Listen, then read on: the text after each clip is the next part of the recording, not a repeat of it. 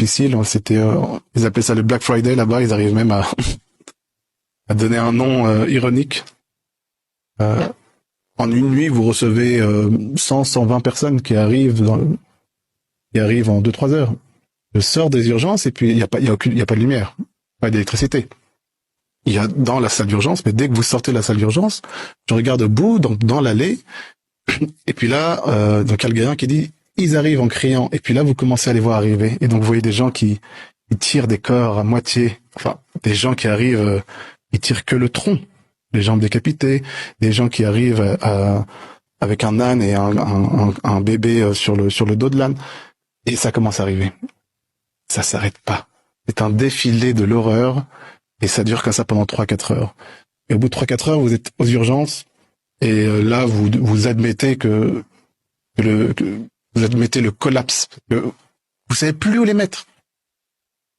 Vous avez beau avoir toute la bonne volonté du monde, toute l'organisation qu'on essaie de faire, ça marche pas.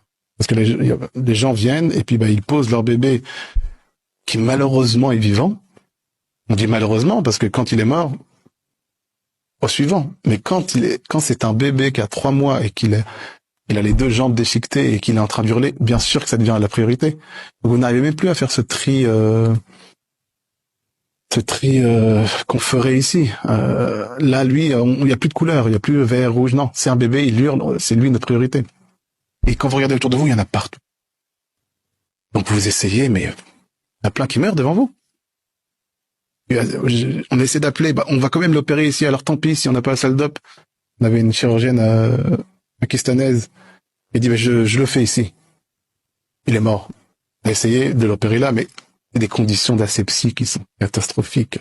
L'autre il vomit ici, l'enfant il a les intestins à l'air à droite. Alors c'est la suite bien sûr de la partie 1 que j'ai mis dans la vidéo précédente, des misères qu'il se passe dans les hôpitaux à Gaza. Bien sûr, ces témoignages-là, faut les partager, les amis, il faut les relayer, parce que le problème aujourd'hui, c'est que personne n'explique aux gens qui s'en foutent de ce qui se passe là-bas. Parce que je pense qu'il faudrait que les gens prennent conscience et se mettent à la place des gens qui vivent là-bas. Mais bon, pour se mettre à la place des gens, il faut avoir un minimum d'humanité et un minimum de raisonnement, et c'est pas donné à tout le monde. Après, je comprends que vous avez assez à faire avec vos vies, mais avoir un minimum de compassion, normalement, ça fait partie de l'être humain, mais apparemment, la compassion est partie, l'individualisme a gagné.